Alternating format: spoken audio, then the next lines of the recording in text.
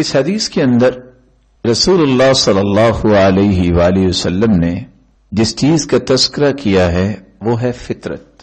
صائب اور مناسب یہ ہے کہ جہاں اس حدیث کا اختصار کے ساتھ مفہوم پیش کیا گیا وہاں فطرت کا مفہوم اور فطرت کی اقسام اور فطرت کے مظاہر کا تذکرہ کیا جائے، تو ہم ترتیب کے ساتھ فطرت کا مفہوم اور اس کی قسموں کو واضح کریں گے اور پھر اس کے مظاہر کا تذکرہ کریں گے۔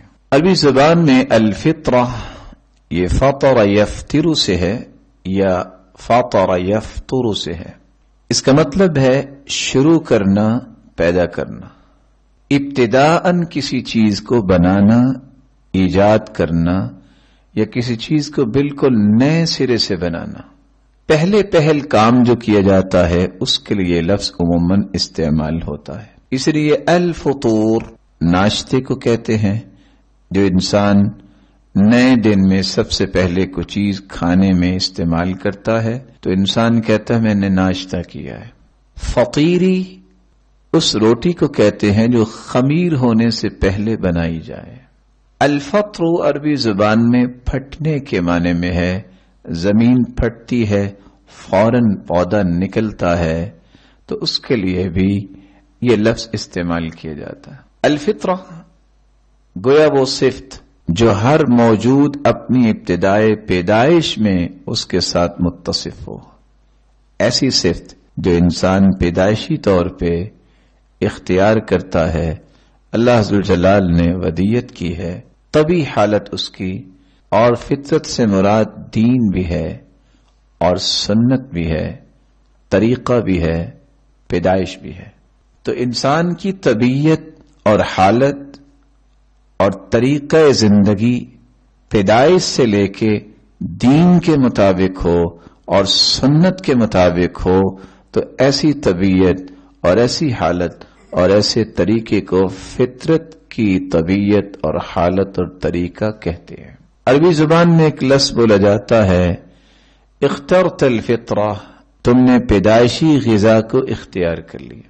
جبار القلوب علی فطراتها، دلوں کی ان کی اصل خلقتوں پر لانے والا وہ اللہ ذو الجلال ہی ہے، وہی باری تعالی ہے جو انسان کو فطرت کے مطابق پرورش دیتے ہیں، وہی جبار و قہار ہیں جو کسی کی عادات و خصائل کو دین اور سنت کے مطابق بچپن سے ہی ڈھال دیتے ہیں۔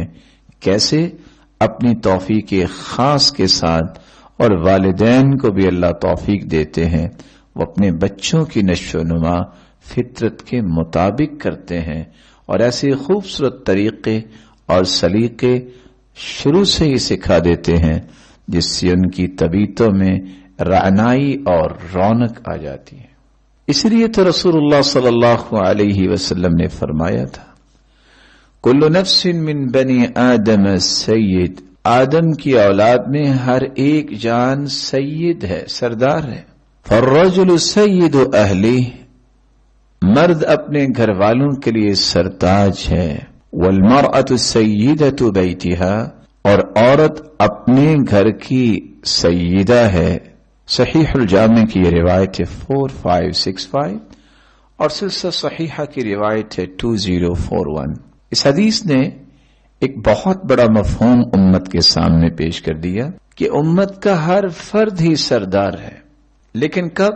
جب فطرت کے مطابق اس کی نشو و نما ہوگی۔ آفرینش سے لے کر اس کی طبائع، خصائل جب اس نہج پہ ترتیب پائیں گی کہ فطرت کے تمام اصولوں کی محافظ وہ طبیعت بن جائے تو یہ واقعتاً نہیں چلتا پھرتا سید نظر آتا ہے۔ اسی طرح عورت بھی اپنے گھر کی سرتاج ہے۔ کب؟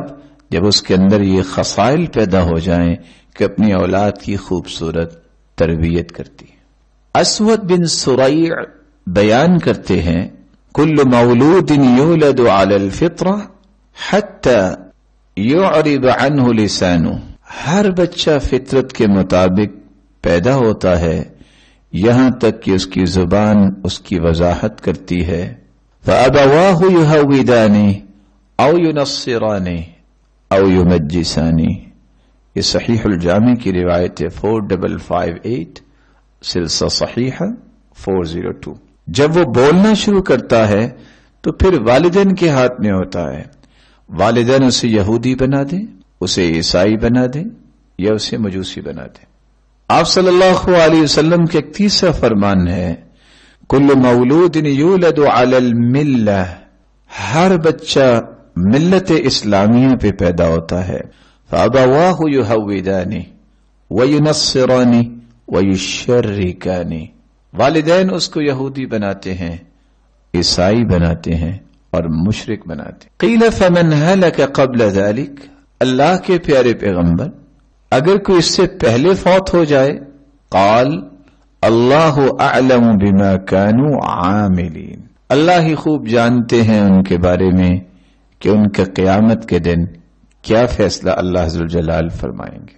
رسول اکرم صلی اللہ علیہ وآلہ وسلم نے ایک اور انداز سے بھی اس بات کو سمجھایا. یہ سنن ابی داود کی روایت ہے 4716 کل مولود یولد علی الفطرہ، ہر بچہ فطرت پہ پیدا ہوتا ہے. فابواہ یہودانہ وینصرانہ، اس کے والدین اسے یہودی یا عیسائی بناتے ہیں. کما تناتج الابل من بہیمۃ جمعاء هل تحس من جدعاء، اگر کسی اونٹنی کا بچہ اگر تم دیکھتے ہو اور وہ کامل ہے، کہ آپ نے دیکھا کہ اس کا کوئی کان کٹا ہو جو کامل بچہ ہو؟ قالوا یا رسول اللہ افرأیت من یموت وهو صغیر، کیا خیال ہے جو اس سے پہلے ہی فوت ہو جائے بچہ؟ قال اللہ اعلم بما كانوا عاملین. رسول اللہ صلی اللہ علیہ وسلم نے یہ مثال دے کے سمجھایا.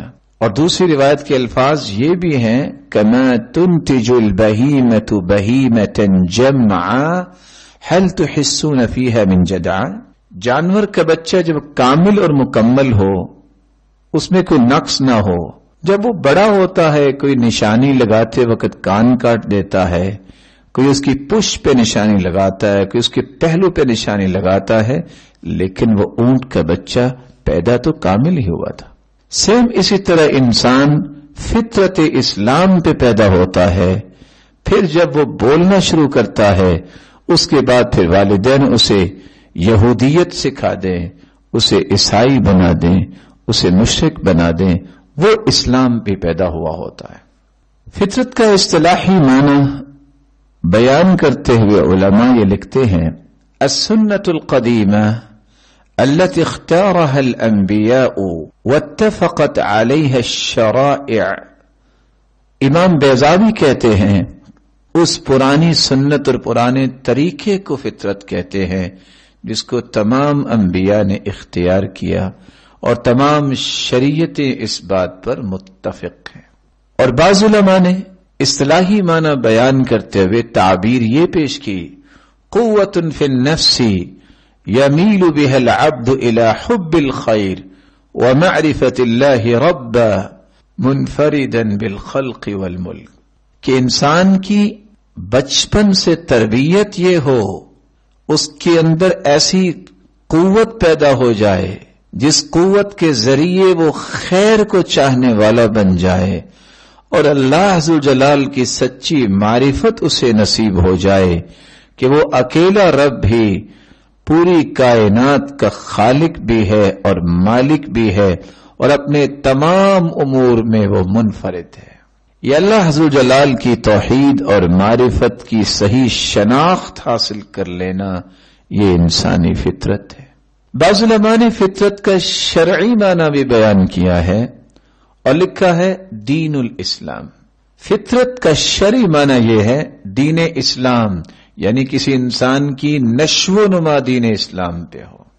اور بعض علماء نے لکھا ہے معرفت اللہ والاقرار به سبحانہ، اللہ کی صحیح معرفت مل جانا اور اس کا اقرار زبان سے کر لینا اور اس کی تصدیق کرنا، یہ فطرت ہے. اور بعض علماء نے فطرت کا شرعی معنی بیان کرتے ہوئے لکھا ہے السنہ، سنت کے مطابق جب انسان زندگی کو ڈھال لیتا ہے تو فطرت کے مطابق زندگی گزار رہا ہے. المنهج المستقیم المرضی عند اللہ ورسولہ، ایسے سیدھے اور صحیح منہج کو اختیار کرنا جو منہج اللہ کے ہاں بھی پسندیدہ ہے اور اس کے رسول کے ہاں بھی پسندیدہ ہے۔ الاستقامہ، استقامت کو اختیار کرنا، توحید اللہ، اللہ کی توحید کو اختیار کرنا، العہد الذي اخذ على ابناء آدم وهم في صلب آدم علیہ السلام، اللہ ذو الجلال نے جو ابن آدم یعنی آدم کی اولاد سے جو وعدہ لیا تھا، الست بربکم، کیا میں تمہارا رب نہیں ہوں؟ قالوا بلا، تو انہوں نے سب نے اقرار کیا تھا کہ آپ ہمارے رب ہیں۔ یہ عہد و پیمان کا خیال رکھنا، توحید کی حفاظت کرنا اور استقامت اختیار کرنا رب کی معرفت اور اس کے اوامر کو پورا کرنے میں، یہ وہ کیفیات ہیں جو انسان اس کو حاصل کر لے وہ فطرت کے مطابق زندگی گزار رہا ہوتا ہے۔